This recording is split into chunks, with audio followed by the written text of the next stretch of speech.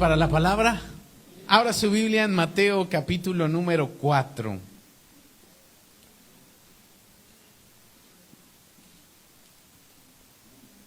Mateo capítulo 4, versículo 1 al 11. ¿Cuántos han leído esta porción de las Escrituras? Muy conocida, pero hay mucho que aprender allí. Mateo capítulo 4, versículo 1 al versículo 11. Y vamos a leerlo intercaladamente, ¿ok? Yo leo el primero y así nos vamos. Dice así la palabra de Dios. Entonces Jesús fue llevado por el Espíritu al desierto para ser tentado por el diablo. Usted.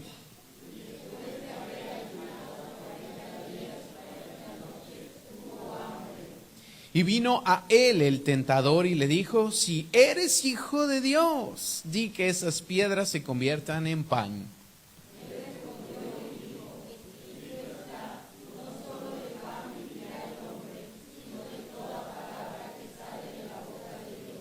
Entonces el diablo le llevó a la santa ciudad, o sea, Jerusalén, y le puso sobre el pináculo del templo, o sea, el techo.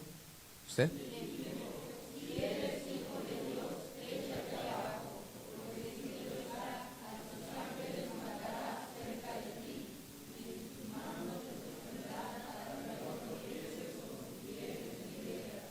Jesús le dijo: escrito está también, no tentarás al Señor tu Dios.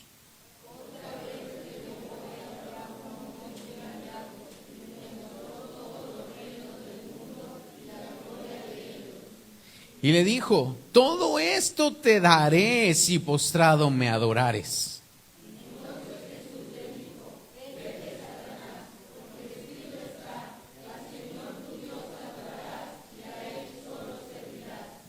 El diablo entonces le dejó, y he aquí vinieron ángeles y le servían.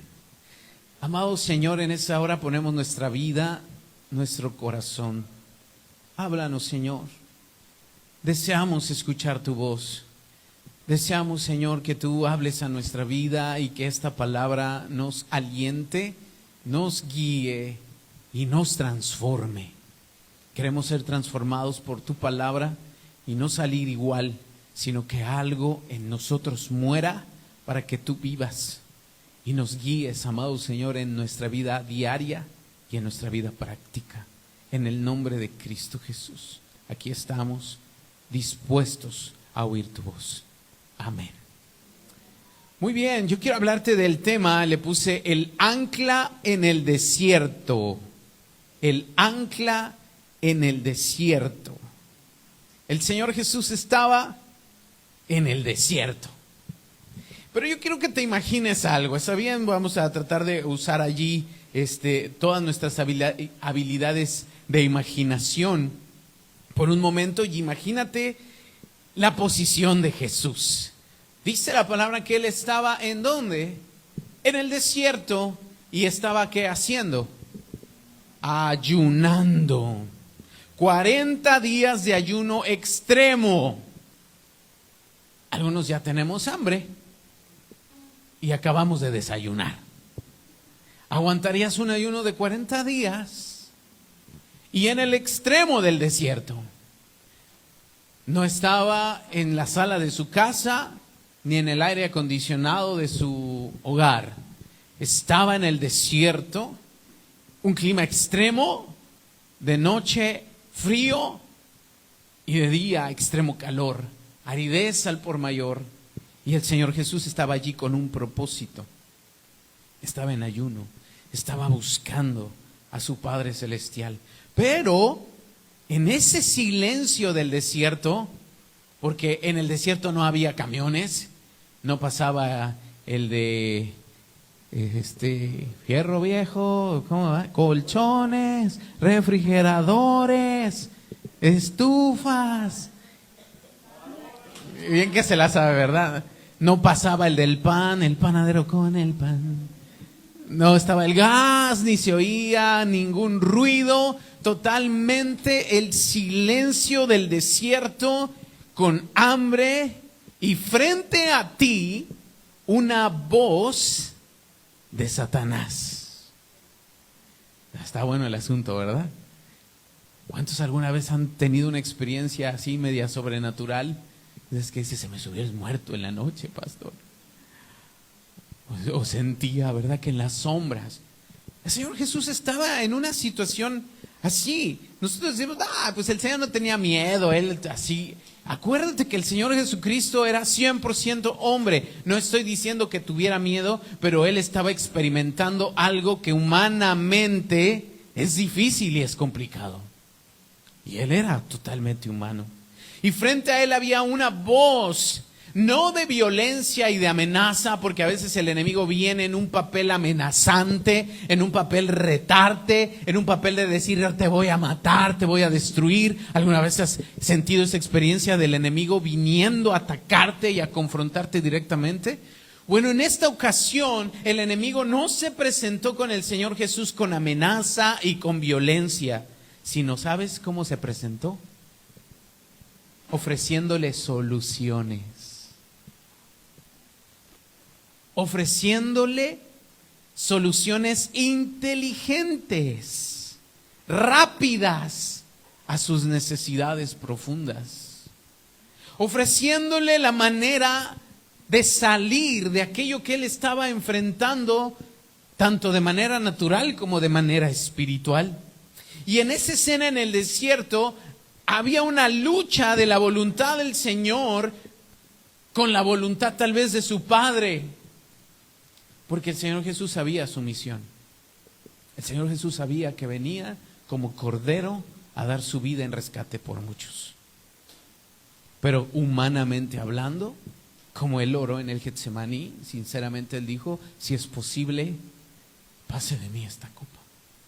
Y en el desierto él estaba luchando también con eso. Él sabía su misión. ¿Sabes por qué estaba en el desierto? Porque estaba a punto de iniciar ese periodo de ministerio que culminaría en su muerte en la cruz. ¿Y acaso no crees que eso para él era complicado? Ese era el cuadro en el que estaba el Señor. Y el tentador Satanás le hablaba, vino contra él. Repito, no con violencia o con amenazas, sino dándole opiniones. No vino con debates filosóficos, ni vino con opresiones espirituales, no vino con demonios ahí atacándole y haciéndole sentir miedo, sino que el enemigo vino con 3 cosas para sacudir lo más profundo de su identidad. Ahora, en ese cuadro hay algo que a ti y a mí nos debe de guiar. Y esa experiencia del Señor para nosotros, si podemos entender esto, nos va a ayudar ampliamente a vencer cualquier cosa, no solo las tentaciones, sino a dirigir nuestra vida. ¿Sabes? Le puse el ancla en el desierto. ¿Por qué? Porque en el desierto, nuestra vida a veces es como una barca. Pero si no llevamos una buena dirección, nos podemos perder. Y el Señor Jesús hoy nos da unas claves a través de las Escrituras para que tú y yo podamos anclarnos, caminar seguros y vencer no solamente las tentaciones, sino que también nuestra vida vaya en la ruta correcta. ¿Alguna vez te has sentido confundido en el qué hacer? Bueno, esto que el Señor Jesús vivió hace más de 2000 años sigue ayudándonos a vencer nosotros. Pero también quiero hablarte de algo. ¿Cuáles fueron las frases que el Señor Jesús usó cuando hablaba y confrontaba a Satanás? 3 veces le dijo, ¿cómo? Escrito está. Y esa palabra griega es la palabra hegraptai. Hegraptai. No era algo casual. El Señor está usando algo bien interesante. Primer lugar, los que tienen en su Biblia ahí en las manos, se darán cuenta que cada vez que el Señor hablaba, y están en rojito esas palabras probablemente en tu Biblia, tienen unas letritas. Y si tú checas esas letritas, son citas de Deuteronomio.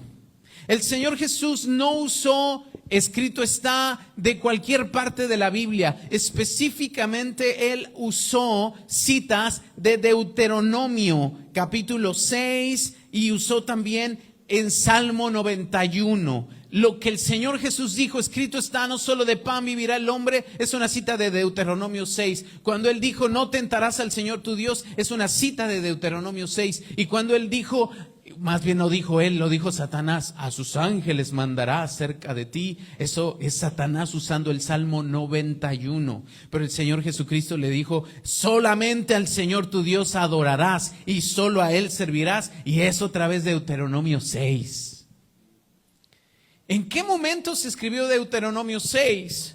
Cuando el pueblo de Israel sale de Egipto y en un momento de falta de identidad y que el Señor está guiando su vida, es cuando esto se asienta en su vida de nación y el Señor pone esos principios y Moisés les habla estas palabras guiado por Dios y el Señor Jesús las vuelve a tomar. Entonces nosotros, para entender lo que el Señor quiere plasmarnos hoy a través de Mateo, tenemos que recordar lo que Israel también vivió en el desierto. Qué interesante, Jesús fue llevado al desierto y Satanás viene.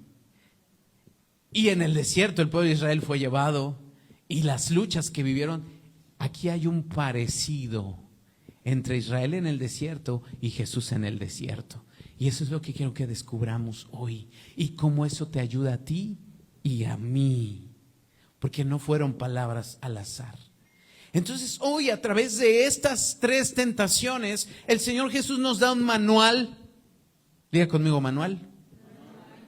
Para nuestra vida y para nuestro servir a Dios.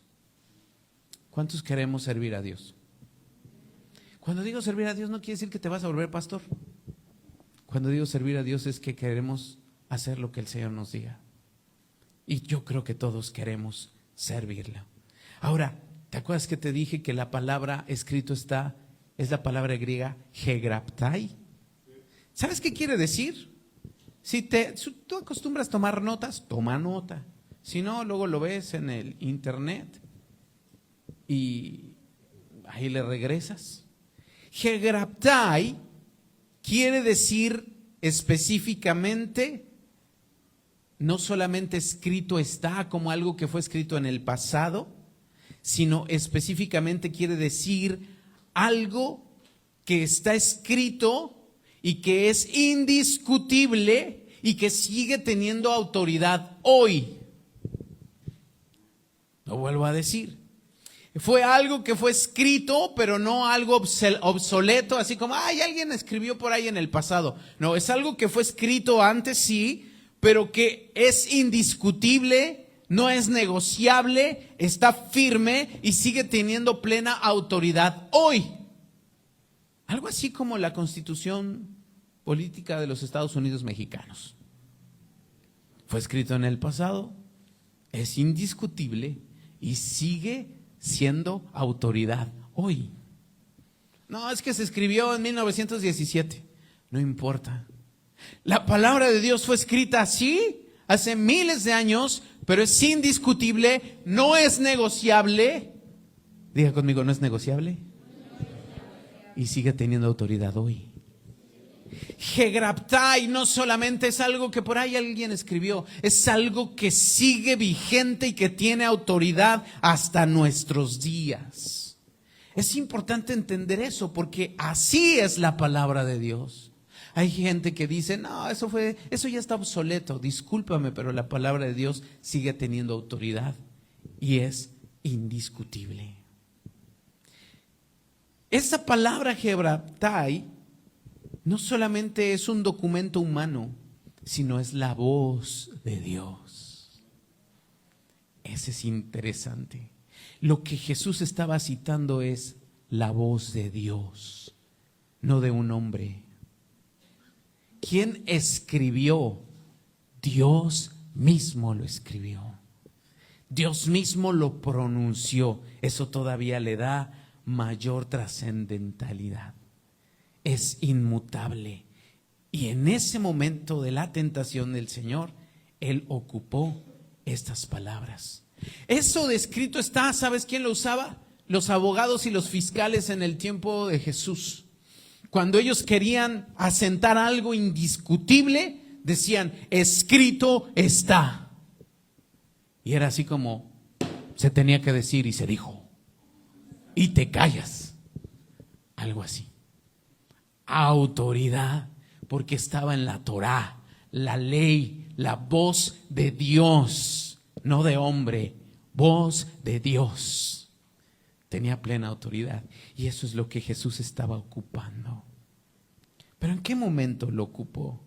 Y es ahí donde yo quiero hablarte de que Jesús, en primer lugar, se identifica con nosotros porque Él vivió lo que tú y yo vivimos. ¿Se acuerdan? Ya vimos semanas anteriores, te decía, Él fue plenamente hombre y te entiende perfecto. Y allí en el desierto el Señor Jesucristo demuestra que a diferencia del pueblo de Israel en el desierto, Él no intentó manipular a Dios ni poner a prueba su provisión. Te voy a repetir eso. A diferencia de Israel en el desierto, ¿por qué te acuerdas de Israel en el desierto? No tenían agua y ¿qué hacían? ¡Ay! ¿Para qué nos sacaste? ¿Qué hacemos aquí? ¿Estábamos mejor? ¿En dónde? En Egipto. Nos vamos a regresar y vamos a apedrear a Moisés. Y el Señor con toda paciencia, yo creo que nada, se rascaba la cabeza y decía, ahí está su agüita. El Señor les dio maná. Y llegó el momento en que, ¡ay! Puro maná, extraño las cebollas, extraño la langosta, la arrachera, el tibón que comía en Egipto, hasta crees que comían eso, pero bueno, según ellos, ¿verdad? Y cómo teníamos las ollas allí y comíamos hasta saciarnos, y aquí puros cornflakes. Y el Señor con su paciencia y misericordia decía, está bien, ¿quieres carne? Atáscate. Y les mandó codornices hasta que se atascaran. Y dice la palabra que hasta la carne le salía por la nariz de tanto que se atascaron. Así lo dice la Biblia, ¿ok? Bueno, no usa la palabra atascarse, perdón, ya, yo soy más naco. Pero el Señor Jesús, ¿cuánta paciencia le tuvo un pueblo que se la pasaba queriendo manipular a Dios? ¿Alguna vez has querido manipular a Dios? Si tú no me das esto, mira cómo me tienes. Yo tan bueno que he sido siervo fiel, he guardado tu santidad. Mira nada más los pecadores, este vecino pecador, ¿cómo está? Y yo, ¿cómo he sido? Si tan solo me mandaras esa provisión que yo te he pedido. Y ahí estamos haciéndole berrinche a veces a Dios. ¿Has hecho berrinche con Dios?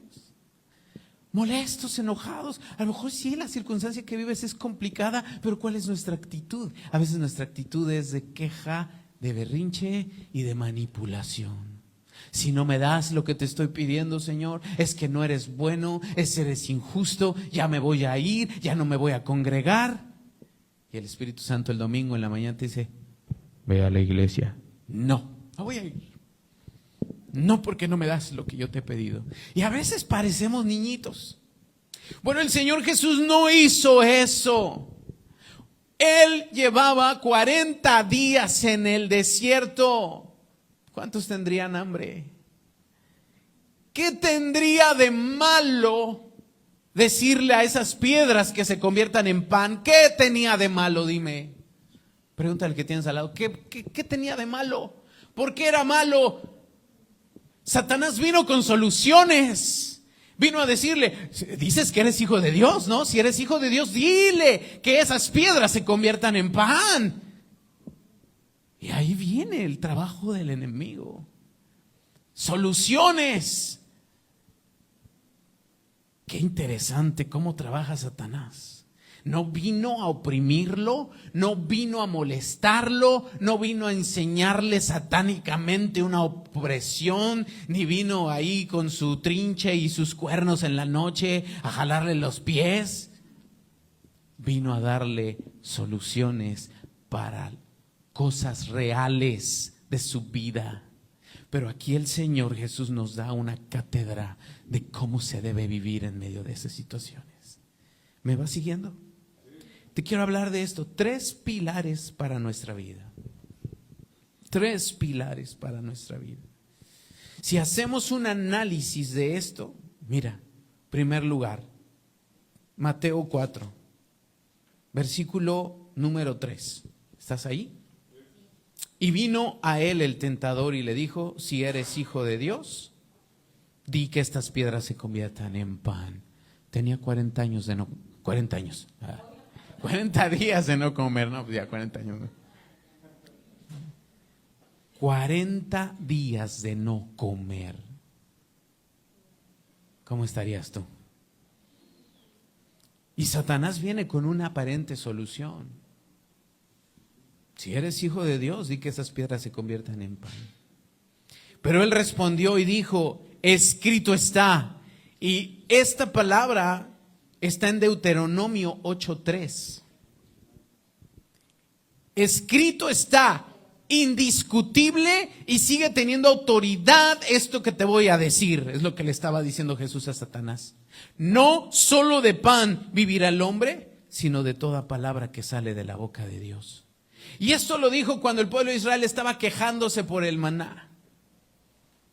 Y Dios le dijo, ahí está la comida para que sepas que no solo de pan vive el hombre, sino de toda palabra que sale de la boca de Dios. Eso lo dijo Dios en un momento en que el pueblo de Israel estaba quejándose por falta de comida. Y Jesús vuelve a tomar esta palabra y la aplica y se la dice a Satanás, escrito está. Esta es la base del ministerio de Jesús. ¿Sabes? Esto le dirigía a él cada día, la compasión. Cuando el Señor Jesús veía a las multitudes, ¿qué decía? Sentía compasión porque eran como ovejas que no tenían pastor y les daba de comer. Jesús alimentó multitudes que no. 4,000 y 5,000, y eso solo contando a los hombres. El Señor veía leprosos, veía enfermos y iba y los sanaba. ¿Por qué? Porque tenía mucha compasión por ellos. Él tiene compasión por ti y por mí. El Señor Jesús es compasivo y misericordioso. Pero todos los milagros que el Señor hacía, no los hacía porque, fíjate esto, la multiplicación de los panes que hizo con 5,000 y 4,000, ¿te acuerdas? ¿Sabes por qué les dio de comer? ¿Por qué multiplicó el pan? Pregúntale, ¿por qué crees que Jesús lo hizo? ¿Por qué multiplicó la comida? ¿Por qué no hizo lo que los discípulos decían, que se vayan a su casa a comer? ¿Por qué les dio de comer? Porque es bien buena onda. ¿Sabes? Jesús no lo hizo porque el hambre sea el último fin, o que el último fin de Jesús sea darnos en nuestras necesidades económicas. Hay gente que piensa que es el deber de Dios suplir nuestras necesidades económicas y solo por eso le buscan. En una ocasión el Señor les dijo, no les vuelvo a dar nada. Ustedes solo me buscan por la comida que les doy, pero ya no les voy a dar. Y desde entonces muchos dejaron de ser sus discípulos y se ofendieron y dijo, ya me voy. Y el Señor Jesús les dijo, váyanse, porque solo me buscan por lo que les doy. Y Pedro vino y le dijo, ay Señor, los ofendiste, te pasaste. Y se voltea al Señor con Pedro y le dice, ¿qué? ¿Tú también te ofendiste? Llégale. Si te ofende, vete tú también. No, Señor, ¿cómo crees? ¿A dónde iremos si no solo tú tienes palabras de vida eterna? ¿Qué está implícito allí? Que el Señor Jesús no tiene la obligación ni el deber, y si Él hace un milagro para sustentarnos, lo hace por amor y misericordia y compasión, no porque para eso haya venido. No murió en la cruz para tener nuestro refrigerador lleno, no murió en la cruz para que tengamos para pagar para la luz o para el internet. ¿Sabes a qué vino Cristo? A darnos palabras de vida eterna. Pero si Él hace un milagro físico, es porque tiene compasión de nosotros. ¿Sabes? Hoy la iglesia ha confundido esto y solo busca al Señor por la provisión y la prosperidad. Yo me congrego y tienes que congregarte y busca a Dios y Él te va a hacer prosperar. Si Él te prospera, qué bueno, es una bendición, pero no busques a Dios para ser prosperado. Búscalo porque solo en Él hay vida eterna. Y Él te puede dar pan o no. Y Él sigue dando palabras de vida eterna. ¿Me estoy comunicando? Entonces el Señor, cuando dio pan y alimentó a multitudes, no lo hizo para quererles expresar, a eso vine. No, Él vino porque Él es el pan de vida. Él es el pan de vida. Y su ministerio no era buscar crear una sociedad de bienestar material. Amada iglesia preciosa, con todo amor, y tómamelo con madurez, el Señor no vino a crear una sociedad de bienestar material. El error de los que querían hacerlo rey por el pan, porque cuando alimentó a 5,000, lo querían hacer rey. Lo querían, Él es el rey, es el Mesías, sí, porque les dio pan. Pero si no les daba nada, lo querían crucificar. Y el error es pensar que el reino de Dios se trata de nuestras necesidades básicas. Amado, no es así. Ay, pastor, qué bueno que me dices, ya me voy. Él vino a darnos vida eterna. Pero si nos da en nuestras necesidades básicas y te bendice en tu trabajo y multiplica el pan de tu casa y hace llover sobre de ti la lluvia temprana y tardía, es porque tiene compasión, pero no porque esa sea su misión. Él vino a darnos vida eterna. Y eso choca a veces con la mentalidad cristiana de hoy. Porque Él no vino a formar una iglesia de bienestar, aunque suene política. CFN bienestar. Amado, no. A eso no vino Jesús. Y si regresamos al desierto con Jesús, hay un contraste. El pan, esa tentación que trajo Satanás, es un contraste entre su necesidad y propósito. Diga conmigo, necesidad contra propósito. O necesidad versus propósito. El tentador sugiere, fíjate, el tentador sugiere que el hambre justifica el uso del poder divino para beneficio propio. A eso viene a Satanás a decirte, el hambre que tienes, las tripas se te están comiendo unas a otras, ¿verdad, Jesús? Tienes hambre, llevas 40 días de no comer. Esa hambre justifica que uses el poder divino para el beneficio propio. Eso es lo que le estaba, porque es claro que Satanás sabía quién era él. Para Jesús hubiera sido fácil tronar los dedos, solamente pensarlo y decir, sí, que se conviertan en pan. ¿Para qué sufro? Allí está, tengo el poder para hacerlo. Pero Jesús le dijo, no, elijo no hacerlo. Como eligió no bajarse de la cruz. Cuando le decían, si eres hijo de Dios, no decía que Él es Dios, que se baje de la cruz y nos baje a nosotros también. Que se salve a sí mismo y que luego nos salve. Pero Él eligió, no lo voy a hacer. ¿Por qué no lo voy a hacer? Porque es más importante el propósito que la necesidad. Iglesia, aprendamos eso.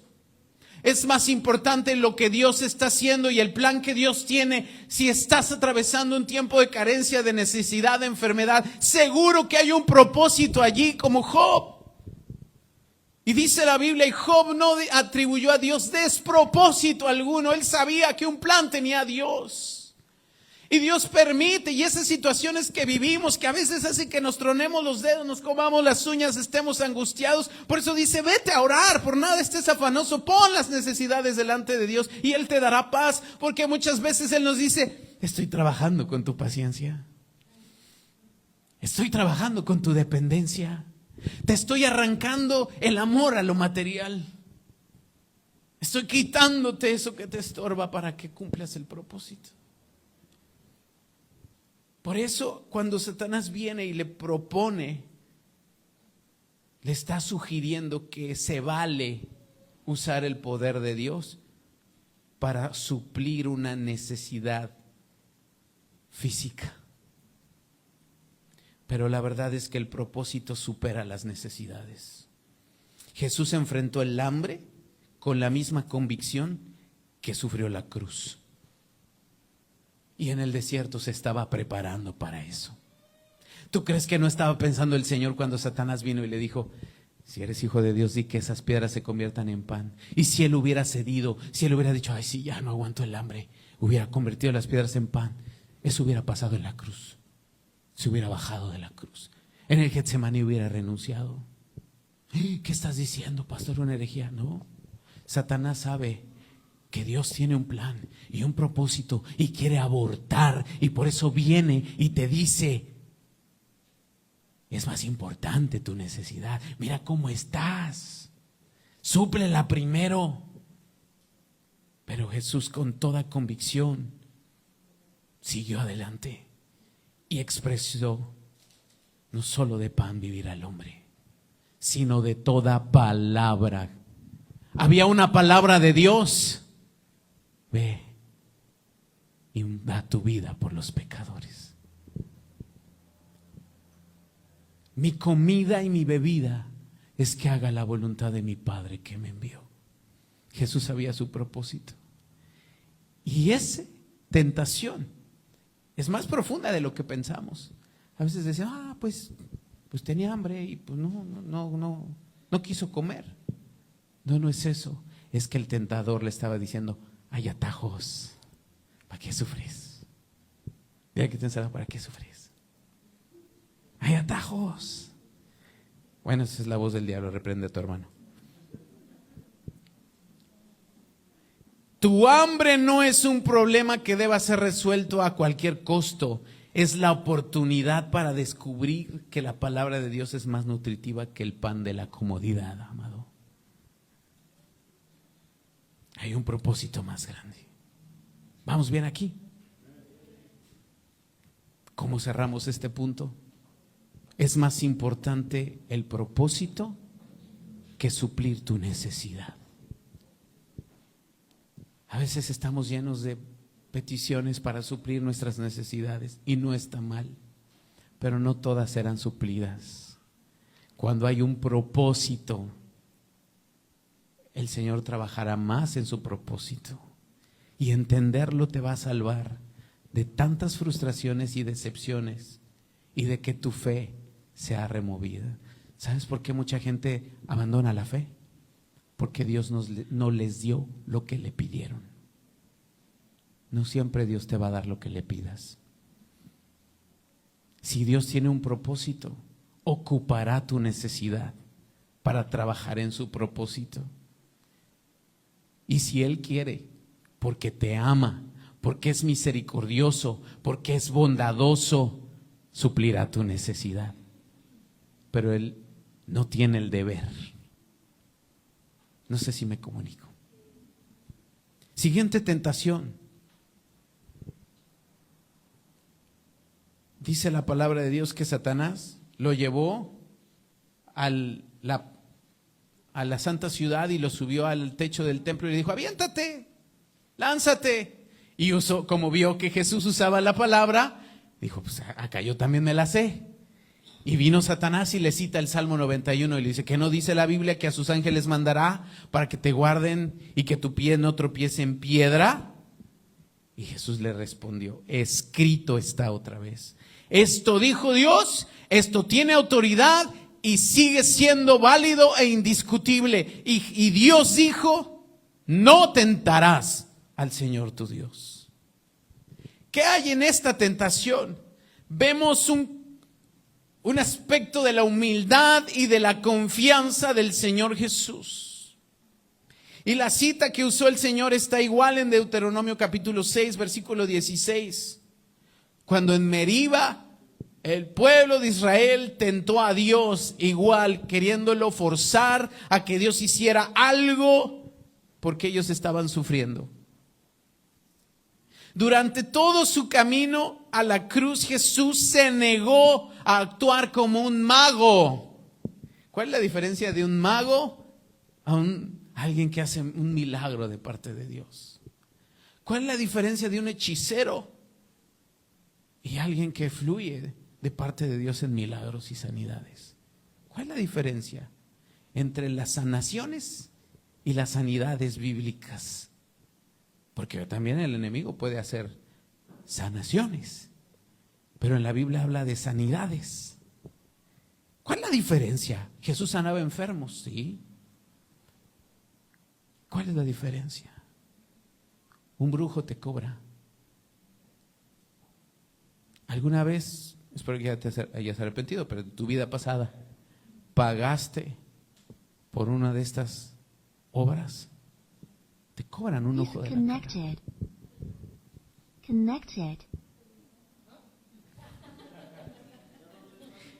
Pero Jesús se negó a actuar como un mago que buscaba impresionar a las masas o a las autoridades, porque Jesús pudo llegar y decir, yo soy el rey de los judíos, yo soy el Mesías, ¿quieres para muestra un botón? Te voy a hacer un milagro. Eso hubiera sido para impresionar. ¿Y crees que Jesús lo pudo hacer?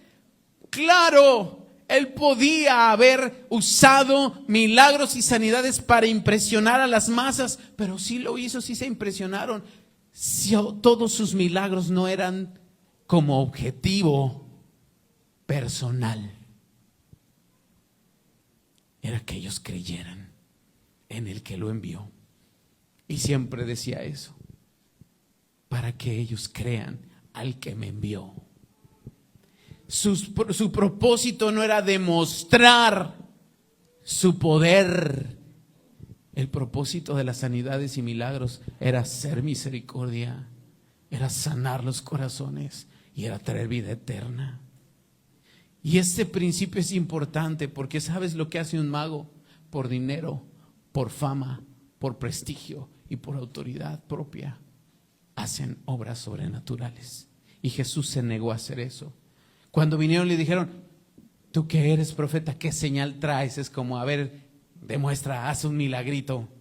Y él dijo que no les voy a dar ningún milagro por su incredulidad, más que el del profeta Jonás. Él estaba refiriéndose a que lo que faltaba es que muriera y estuviera 3 días en la tumba y resucitara después. El tentador quería que Jesús forzara a Dios a intervenir con un milagro espectacular. Que Jesús se subiera al techo y se aventara, forzando a Dios a actuar. Pregunta, amado, ¿has querido forzar a Dios a actuar? A veces ayunamos así. Es que voy a ayunar, pastor. Ok, qué bueno, hermano. ¿Y por qué va a ayunar? No, pues para que Dios me dé una casa. Está bien, no está mal la petición. Y hermano, ¿cuántos días llevan ayunando? Ya lo veo bien flaco. Llevo 15 días ayunando hasta que Dios me dé la casa, hermano. Hermano, lo veo más flaco. Ya llevo 1 mes ayunando, pastor, hasta que Dios me la... Híjole, se me va a morir, hermano. Si Dios no le ha dado la casa, no se la va a dar así. Porque el ayuno no es una huelga de hambre hasta que Dios me dé algo. Y a veces tomamos el ayuno como hacerle manita de puerco a Dios, ¿verdad? Y, Señor, voy a ayunar, y si no me cumples más hasta que me muera de hambre, ¿no? Como los niños. ¿Alguna vez recurriste a ese que te enojaste y ya me voy. Y azotas la puerta. ¡Pah! Y después que llega la hora de la comida, hijito, ya está la comida. No voy a comer. Y dejan la comida ahí servida. Hijito, ya está la cena. No voy a cenar. ¿Y qué hace la mamá? Ay, no, mi niño. Ay, no, se me va a morir de hambre, se me va a ir enferma. Y yo, hijito, sal, ándale. Cómete tus taquitos, no te me vayas a desmejorar. Bueno, Dios no nos va a ir a tocar la puerta. Porque el Señor no responde a manipulaciones. No podemos obligarlo a hacer algo. Al contrario, nosotros nos sometemos a su voluntad, no Él a la nuestra. Jesús, en cambio, eligió el camino de la sumisión y la confianza en el propósito del Padre. Su ministerio de Cristo se basó en la fe y no en la manipulación de lo divino para beneficio propio. Él nunca buscó un beneficio propio, un peso a su bolsa, un aplauso de la gente, una aprobación y una aceptación de las personas. Nunca habló públicamente para que lo aceptaran y lo amaran más. Al contrario, Él solo buscó la aceptación del Padre y la sumisión al plan divino de su Padre Celestial. Porque, amada iglesia, la fe, ¿cuántos tienen fe? No es una herramienta de manipulación.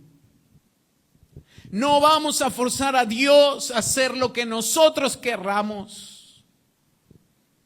El negarse Jesús a probar a Dios, el decir, pues sí, soy hijo de Dios y seguramente como hay un propósito que Dios tiene para mí y me necesita, ahí voy, ahí te voy, San Pedro. No. Él rechazó eso y le dijo a Satanás, escrito está, no tentarás al Señor tu Dios. Yo hago lo que Él me dice, no Él hace lo que yo quiero. Y eso es lo que le estaba enseñando a Satanás y nos enseña hoy a nosotros. Él sabía, perdón Paulo, ya voy a gritar. Él sabía que el verdadero poder no radica en hacer milagros. ¿Sabes cuántas iglesias buscan los milagros? Milagros aquí, milagros allá. Y ay no, debieras venir aquí porque cuántos milagros. Uy, ahí está el poder. Amado, Él sabía que el verdadero poder no está en los milagros espectaculares para que el mundo te aplauda y diga wow, sino en la confianza de aquel que permanece fiel para siempre. La fe madura no le exige a Dios que demuestre quién es. La fe madura descansa en la seguridad de saber quién es Él, incluso cuando el camino se torna difícil. Porque a veces Él te va a meter en caminos difíciles. Y Él lo dijo, el que quiere seguirme, toma su cruz, beba de la copa que yo voy a beber. Y a veces el camino termina en una cruz. Ay no, Señor, yo quiero que el camino termine en un palacio. A veces termina en una cruz. Y la fe es decir, Señor, si mi caminar termina en una cruz, yo no quisiera, pero confío en que tú sabes qué haces. Porque ¿cómo le va a decir esta partícula de polvo a Dios? ¿Qué haces? Detén tu mano. Él hace lo que quiere. Él es Dios. Y nosotros somos su creación y polvo. Tercera tentación. ¿Me ayudas, Brian o Brian? ¿O Paulo?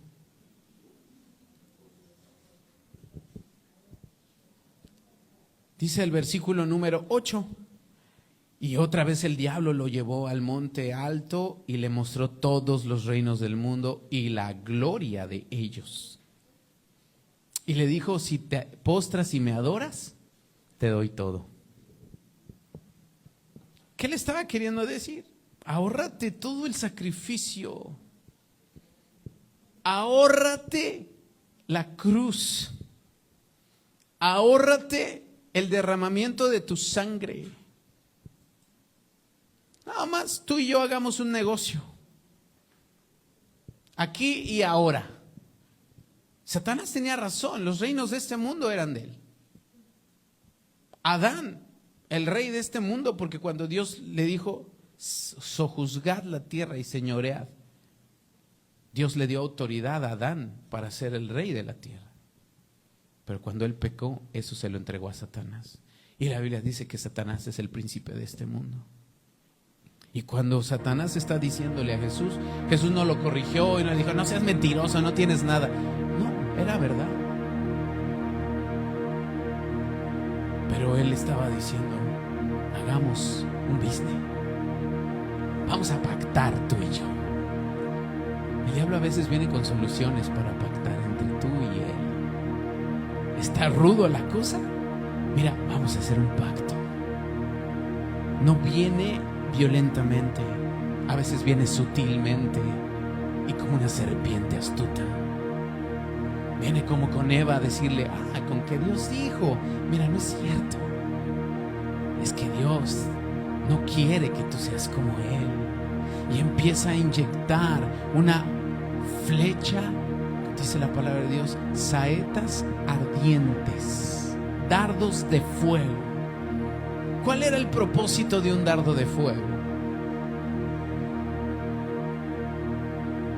Propagar.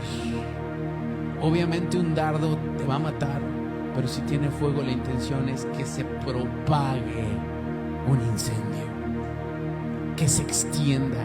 Satanás no se conforma con que una idea. ¿Has visto una película que se llama El Origen? Comercial. A mí me gusta. Satanás no se conforma solamente con que una idea entre a tu mente y te tumbe. Él quiere que esa se propague en todo tu ser y que tú propagues eso a otros. Y ese tipo de negociaciones y de ideas, no, es que no es así.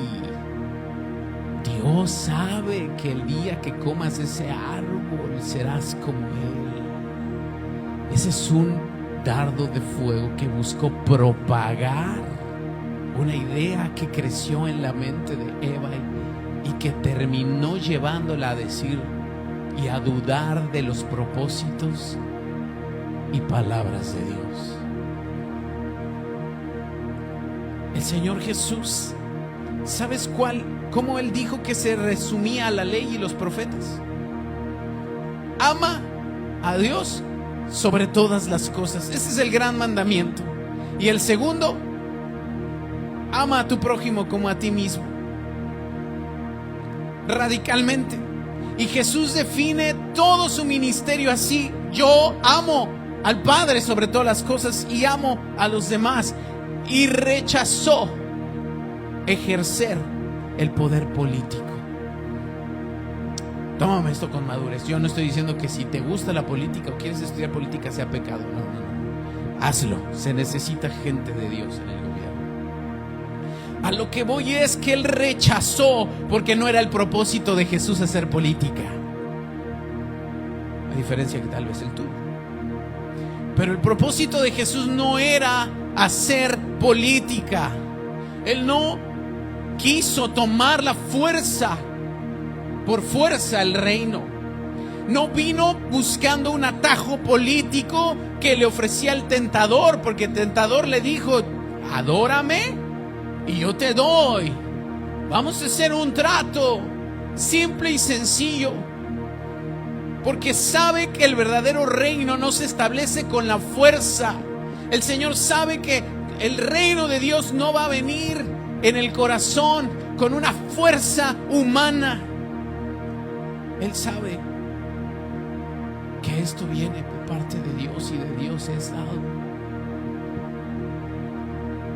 Jesús sabía que mediante fuerza o pactos con el mal no se iba a obtener la victoria, sino mediante el sacrificio. Eso es interesante. Y esta misma lógica la aplica para llamar a sus discípulos. ¿Se acuerdan cuando Jesús llama a sus discípulos? Le dijo: síganme y los haré pescadores de hombres. Pero si alguien quiere venir en pos de mí, haga una campaña y votemos. Si alguien quiere venir en pos de mí, vamos a elegir quién va a ser mi sucesor. Bueno, yo ya me voy. Vamos a hacer votos para ver a quién se queda en mi lugar, si Pedro o Juan. Y cuando incluso los discípulos andaban ahí haciendo campaña política, y mandaron a la mamá y le dijeron: mamá, ve y habla con Jesús, para que cuando Él se vaya, uno se quede de un lado y otro del otro, no seamos los sucesores. Y ahí va la mamá, ¿verdad? Señor, ¿cómo ves a Pedrito? ¿Cómo ves a Juanito? Como que te apoyan mucho, ¿no? Y el Señor les dijo: no sabes lo que estás pidiendo. Aquí eso no sirve. Mi reino no se trata de eso. Porque el que quiere ser el mayor sea el siervo de todos. Y desde el principio el Señor lo está viviendo en carne propia, porque Satanás lo que le está diciendo es: adórame y yo te doy todo. ¿Para qué sufres? ¿Para qué te sacrificas? ¿Para qué sirves a la humanidad que es ingrata, que ni te recibió? A los suyos vino y los suyos no lo recibieron. ¿Para qué haces eso? Ni te valoran. Adórame ya, te doy todo y listo, se acabó. Pero será, ahí está el engaño. Porque el Señor Jesús, al someterse en adoración a Satanás, lo estaría levantando como Dios. Pero Él no cayó en esa trampa. Y aquí hay un contrapeso: idolatría contra adoración. Idolatría contra adoración. La tentación final es un atajo al poder y la gloria. ¿Cuántos les gusta el poder y la gloria? La fama, el prestigio, el aplauso, el reconocimiento, las medallitas, el título. Yo quiero ser el líder, luego quiero ser el pastor, luego quiero ser el apóstol, y si no se puede ahora el arcángel, y no me conforme, también quiero ser el diputado, ¿verdad? El presidente municipal de Cancún, y hasta el gobernador y el presidente, y si se puede, de las Naciones Unidas y a donde sea. Pero al decir el Señor Jesús: al Señor tu Dios adorarás, Jesús está cortando de raíz toda tentación y el deseo de ser el centro del universo. ¿Quién quiere ser el centro del universo? A veces decimos: no, ¿cómo cree, pastor? Pero a veces pensamos que todos tienen que vernos como el centro del universo. Pues ya llegué. Y no solo hablo de alguien que quiere ser el centro de atención, sino alguien que quiere que todo se trate o que piensa que todo se trata de ti. Pero te has dado, tú piensas que todo se trata de ti. Un ejemplo: el pastor está diciendo eso por mí. Seguramente lo dijo por él. No. Viste que el pastor se puso corbata, seguramente es para echarme una indirecta, porque yo vengo bien fodongo. No, no se trata de ti. Amado, a veces pensamos ser el centro del universo y queremos que Dios gire alrededor de nosotros. Pero Jesús nos enseñó que cualquier trono que se alcance es sacrificándote, es con la fidelidad a Dios, y Él al final es el que te honrará, porque Él honra a los que se humillan y humilla al que se exalta. No puedes servir a dos reinos, Señor Jesús lo dijo. No puedes servir a dos señores. O amarás a uno o aborrecerás al otro. No puedes servir a Dios y a las riquezas. O tu vida es una oferta para el mundo o es una ofrenda para Dios. La libertad, amados, comienza donde termina el deseo de tener el control. ¿Cuántos queremos tener el control de todo? El control de lo que hace tu viejo, el control de lo que hace el pastor, El Señor Jesús nos está enseñando su ADN. Y a través de estas 3 tentaciones que Satanás vino, el Señor las convirtió en una guía, en un manual para nosotros, en los cuales tenemos que tener en mente 3 cosas: nuestras prioridades, propósito divino. Mi prioridad, el propósito de Dios. Jesús tenía bien claro cuál era su prioridad. No era Él ser exaltado, Él ser aplaudido. Él vino a hacer la voluntad de su Padre, y el propósito de Dios está por encima de toda necesidad física. 2, lo que el Señor Jesús también nos enseñó es su integridad. La fe no es un juego de magia para forzar la mano de Dios. La fe no es para forzar la mano de Dios. A veces usamos frases como: la fe mueve la mano de Dios. Suena bien bonita, bien espiritual, pero a veces está detrás un corazón de forzarlo a hacer lo que yo quiero y cuando yo quiero. Pero esa no es fe verdadera. Eso es estar yo sentado en el trono de mi vida y que Dios me sirve a mí. Y lo tercero en el ADN de Jesús que quiere que tú y yo tengamos es la lealtad.